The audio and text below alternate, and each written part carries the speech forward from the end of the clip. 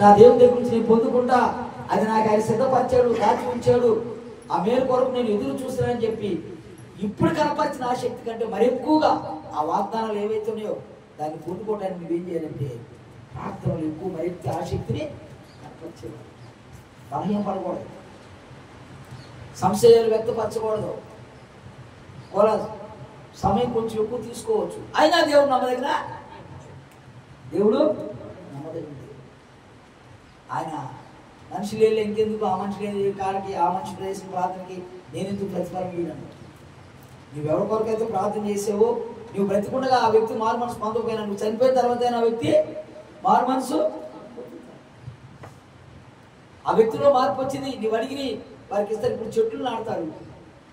ఒకసారి రాజుగారు వెళుతూ ఉంటే ఒక ముసలోడు పండు మొదటిసారి చెట్లు నాటుతా ఉంటే రాజుగారికి ఒక వింతగా అనిపించి వచ్చి, పెద్ద ఆయన ఎందుకు ఈ చెట్లు నాటుతున్నావు, నీ వయసు ఎంత, దీని ద్వారా నువ్వేం ఆశిస్తావు, నాకు దీని ద్వారా ఏం అవసరం లేదయ్యా, నేను నాటుతున్నారు, నా తరాలు దీన్ని అనుభవిస్తాయి, నా వెనక నా తరాలు ఉన్నారు, దాన్ని వారు దాని యొక్క ఫలాలు అనుభవిస్తారు. అది నీ ప్రార్థన, నీ ప్రార్థన, నీ తరం ఏదైతే నీళ్ళు నుంచి వచ్చిందో వారికి అది ఆశీర్వాదకరంగా దీవెనకరంగా దాని ప్రతిఫలాలు వారు అనుభవించేవారు. అందుకని ప్రార్థన ఎప్పుడు పిలిచిన బదులిస్తాడు యేసు దేవుడు, ప్రార్థనను వ్యర్థముగా పోనీయడు. పిలిచిన బదులిస్తాడు యేసు దేవుడు, ప్రార్థనను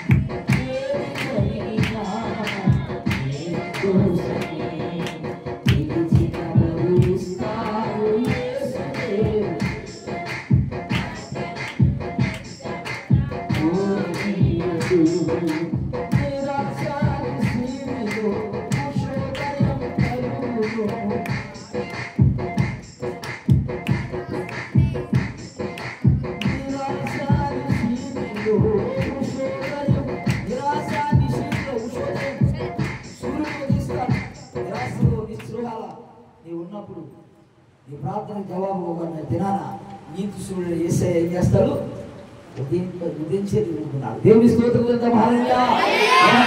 4వ అధ్యాయంలో ఒక మాటలు చూడండి.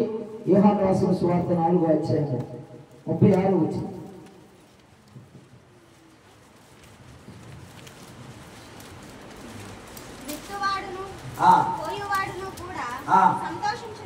విత్తువాడును కోయువాడును కూడా సంతోషించినట్లు కోయువాడు జీతము పుచ్చుకొని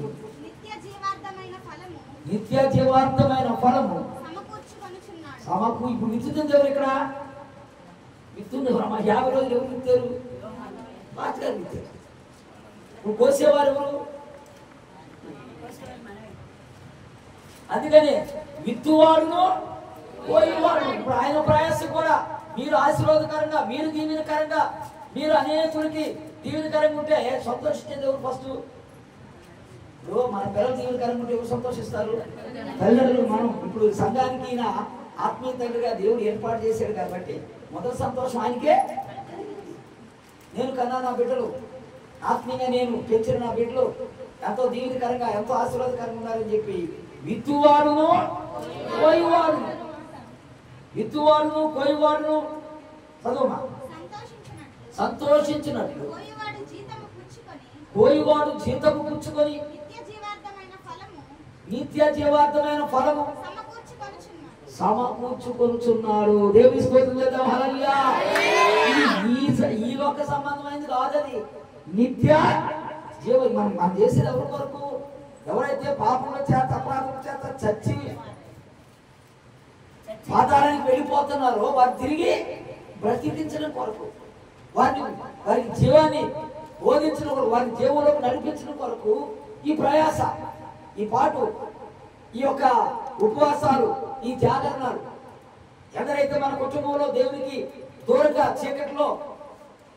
చీకటి యొక్క బంధకాల చేత పట్టబడి చిక్కుబడి ఉన్నారు, వారి విడుదల కొరకు మనం ఎంతో కన్నీరు కాల్చుతున్నాం. ఒకవేళ వారు అందులో ఉండి మరణిస్తే అగ్నిహారం కురించాలని స్థలానికి వెళ్ళిపోతారని. అదొకటే కాదు, చాలా మంది జీవితాలు అనారోగ్యంతో బాధపడుతూ ఉంటారు. ఆశీర్వాదానికి దూరంగా ఎప్పుడు శాపంతో, ఎప్పుడు అప్పులతో, ఆర్థిక ఇబ్బందులతో బాధపడిపోయి అన్నింటి కొరకు మనం ప్రార్థన చేస్తూ ఉన్నాం. అన్నిటికి కూడా దేవుడు ప్రతిఫలాన్ని ఇస్తాం. ఇచ్చేవాడు ఇద్దరికి సంతోషాన్ని కలుగు చేసేది ఈ ప్రయాస. అందుకని ఇది అర్థమయ్యేది కాదు. ఈ నుంచి మాకు ఏదైనా చెప్తే మొదలు మేమే సంతోషిస్తాం. ఎందుకంటే మరి మా బిడ్డలు ఇంత ఎదిగారు, దేవుడు మాకు ఇచ్చిన పిల్లలు ఎంత ఆశీర్వాదకారంగా దీవెనకారంగా ఉన్నారని సంతోషించే వాళ్ళు మేము ఉంటాం.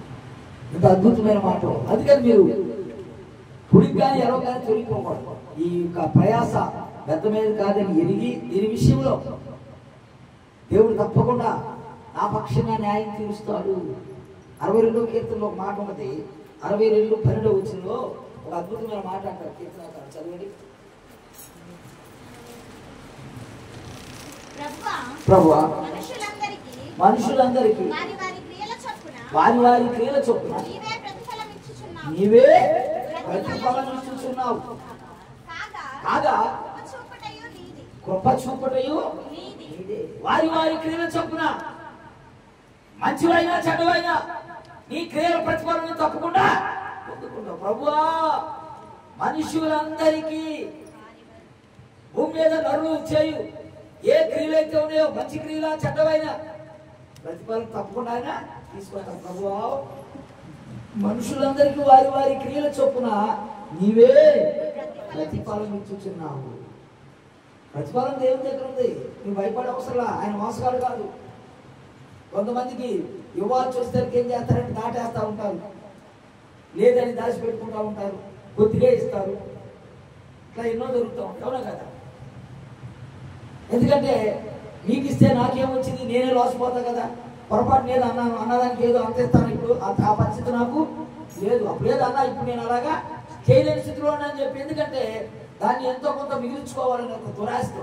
అది దేవుడు అలాగా మీరు అడుగు వాటి కంటేను ఊహించు వాటి కంటేను అత్యధికంగా ఇస్తారు. దేవుని స్తోత్రం చేద్దాం. ప్రతి మనిషికి నీ క్రియలు చొప్పున, నీ ఆత్మీయ ఎదుగుదల చొప్పున, నువ్వు ప్రభులో ఎంత విస్తరించావో, ఎంత వృద్ధి నందావో దాన్ని బట్టి దేవుడు నీ ప్రతిఫలం ఇస్తాడు. ఎందుకంటే దానియేలు గ్రంథం 12వ అధ్యాయంలో ఎందరో అనేకులు 12వ అధ్యాయం 3వ వచనం ఉంటుంది. దానియేలు గ్రంథం 12:3 వారు ఆకాశం మనం జ్యోతుల్లా ఉంటాడు. అందరూ అనేకులను తిరుపతిలో చదవనమాట. బుద్ధిమంతులైతే జ్యోతిని పోలిన వారై ప్రకాశించరు, నీతి మార్గం అనుసరించినట్లు నడుచుకున్నట్లు.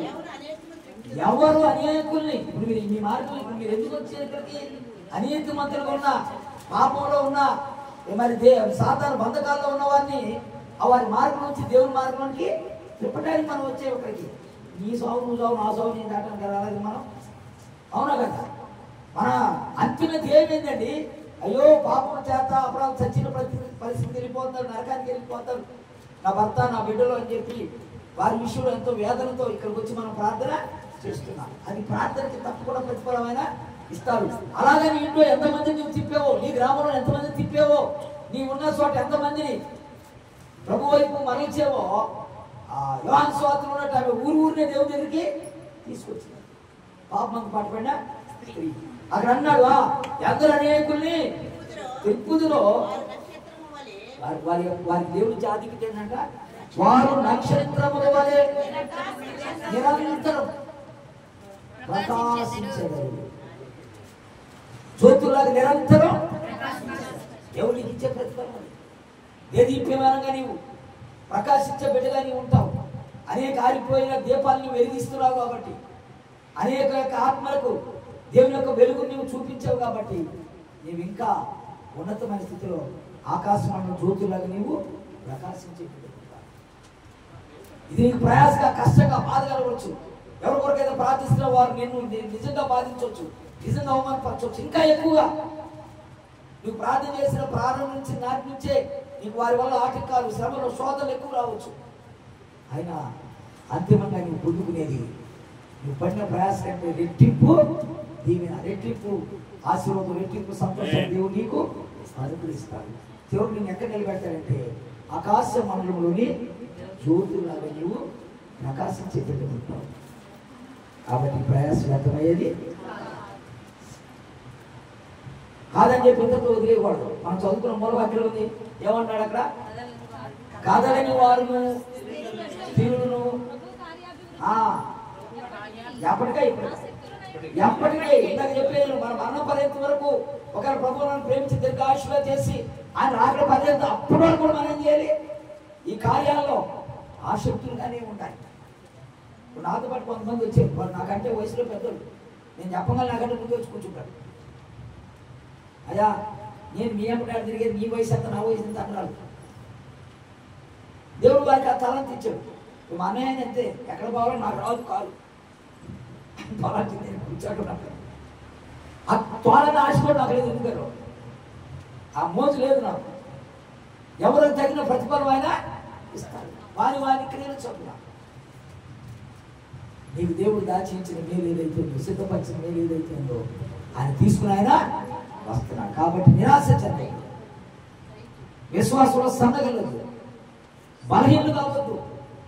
కొంచెం టైం పట్టినా కూడా ఆలస్యమైన గొప్ప మేలు ఆ విశ్వాసంతో ముందుకు వెళ్ళి దేవుని వాగ్దానాన్ని స్వతంత్రించుకోవాలని ప్రభు పేట నేను మీకు తెలియజేస్తున్నా, మాటలు ముగిస్తున్నాను. దేవుడి మాట దీవించును గాక.